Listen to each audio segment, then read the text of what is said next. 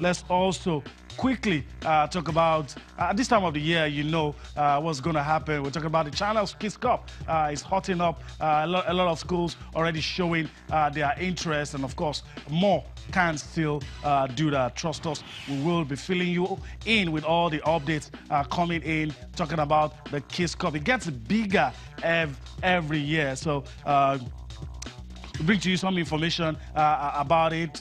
For those of you that have been asking questions, what you should do, talking about the Channels Kids Cup, how you want to be a part of it, we'll let you know how to be a part of the Kids Cup. Some have already done that. For those who are planning to do it, we will bring to you how you can be a part of it, and of course, you know, be a part of what we're doing with the Channels National Kids Cup. I'm very sure we'll get that to you later on the show. While I'm still waiting for that, let me quickly introduce my partner on the show tonight. Okay, that's it on your screen, how you can be a part of the Channels National Kids Cup. The phase one, which is what we're doing right here. We're calling for applications, and that's the period we're in right now. April 27th, that's the deadline for submission for those forms that have been collected. And April the 30th, screening of all the entries. And on May 4th, the draw ceremonies. All of these for the Lagos preliminaries. Of course, May 7 to 11, the preliminaries will take place. May 20th, the arrival and press conference for season 10. I start that again for season 10, the international edition. All right. On May 25th, May 21 to 27, that's Children's Day. Children's Day, that will be the period with which the Kids Cup will be played, and of course, we crown it all on Children's Day. That's when the final will be played. So you have to be a part of this. Let your kids have fun. Let them have memorable moments of being part of what is the Channels Kids Cup. Is growing by the day. So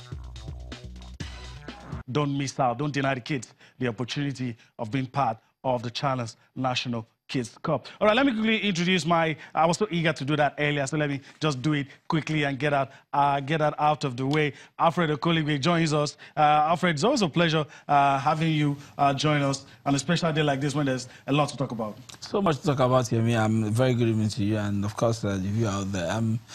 The Commonwealth Games, just today, around the 9 of the events, and the results that are coming in are just fantastic. And you look at the events that have won medals so far, it just takes deliberate action.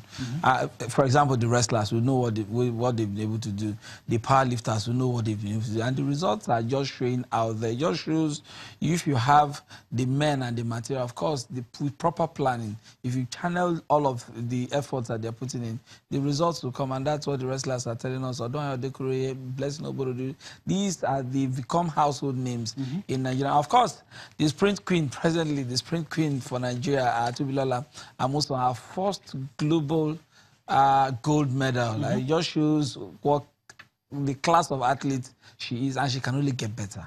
Yeah, that's good news for Nigeria, cheering news. Let's quickly give you an update. Team Nigeria's performance at the 2018 Commonwealth Games. Well, you know, you could be on either side of the fence. Some said we've done well, some said we could do better than this, but we all agree that we're seeing gold medals, and that's what we all want to see. All right, let's really talk about this. Alfred, let me run through what we have right on screen, and I'll get your thoughts on it. Some of these things you already talked about it, Alfred. Talking about the medals tally, it has increased to, in gold coast has increased to 8 gold, 5 silver, and 5 bronze. That's increased to 18, the total. So we have 8 gold, 5 silver, 5 bronze. Today, as expected, like Alfred said, Odoayo Adekunle won gold in the women's wrestling freestyle, the 57 kilogram category. Blessing Oborodudu also claimed the second gold medal of the day in the women's freestyle, talking about the 68 kilogram category.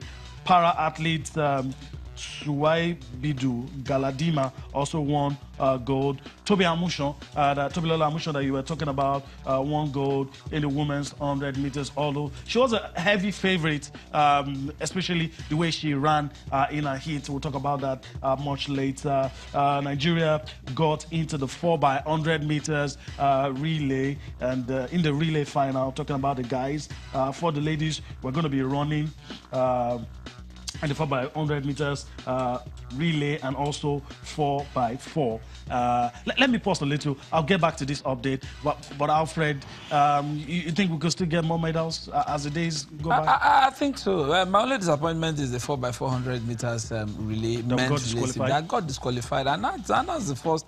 That's not the first set of athletes we've had in athletics being disqualified from taking the race. We Technicalities. Know very, very thin lines between taking care of, and it just shows you perhaps the level of coaching that these athletes are getting, but maybe even the level of preparations they are getting, and I can't, for the word of me, at this level of competition, schoolboy errors. After finishing second in your league. All right. Okay. Let's pause a little and quickly go to Gold Coast, to Australia, and talk to Daniel Igali. He is the chairman of the Technical Commission of the National Olympic Committee. He also doubles as the president of the Nigeria Wrestling Federation.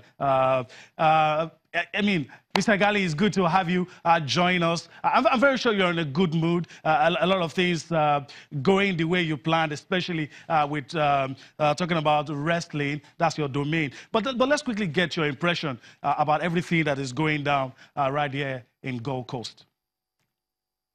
Well, thanks for having me here. You know, it's very early in the morning. It was a good day for us yesterday, 4 gold medals for Team Nigeria. And particularly for wrestling, 2 gold medals on one night. You hear the Nigerian anthem sing, and everybody stand up to the anthem twice in one night is spectacular. I think things are okay. I think we're about 8 gold medals now.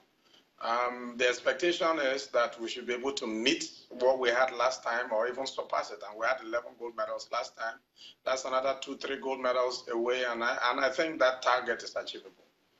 All right, let me ask you, this is I'm asking for your personal opinion here. Have you been surprised with the outcome? What were your expectations before you landed in Gold Coast, talking about Team Nigeria? What were your expectations, looking at the preparation, going into Gold Coast? What were you expecting? Has anything been different, or this is what you actually expected? I honestly didn't expect us to do far better than this. In fact, I think we're even overachieving. In my humble opinion, I think we're even overachieving based on the parameters that were set and even the preparations. Even though we could argue that this was probably one of the better preparations because we were in camp for about 2-3 months before this competition, but I think going forward we need to expose these athletes. They must compete, and this idea of just a closed campaign 2 months before the games has to be jettisoned. But overall, I must tell you that I think we're where we should be. Okay, let's talk about the athletes that you've seen, the level of competition. No disrespect to the Commonwealth Games. A lot of people might argue that it's a bit watered down. On the bigger stage, you think some of our athletes that are doing well now could replicate such performances at maybe the Olympics or, other major events? That's a tough call. You know, the power athletes, the para-athletes have been able to replicate that we all know, but the able-bodied athletes haven't been able to replicate that. And it's because of this, our attitude of not planning long-term and not getting our athletes prepared well enough. But I do think 2020 will be different, especially for some individual athletes, and especially for some federations that are forward-looking. But it shouldn't be... things shouldn't be done piecemeal. It should be as a collective. We should be looking at Nigeria as a whole.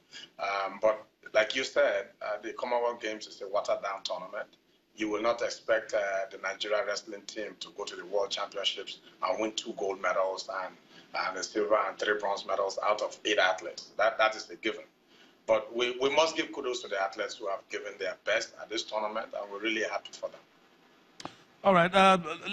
Talking about other countries that you have seen, South Africa, for instance, you think that Nigeria can go on to become a multi-sport nation like some of those countries? Aside the fact that maybe preparation may not be up to scratch, we are also limited by the number of events that we participate in. So you think we have a chance of, becoming a multi-sport nation? It's something, if we have to do that, we would have to look at the long-term preparations and especially start looking at youth, start looking at cadets and introducing young athletes in primary school to different sports, getting the right environment for the athletes, getting the coaches necessary to put them through the rings. You look at South Africa, for instance, they've done quite well in athletics. In swimming, they're fantastic. In wrestling, yesterday, they're 97 kilograms, won a gold medal in wrestling here.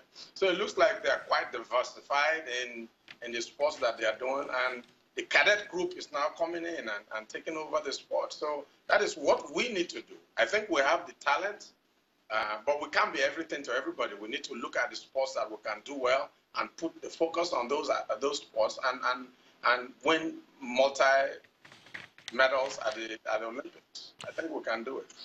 All right.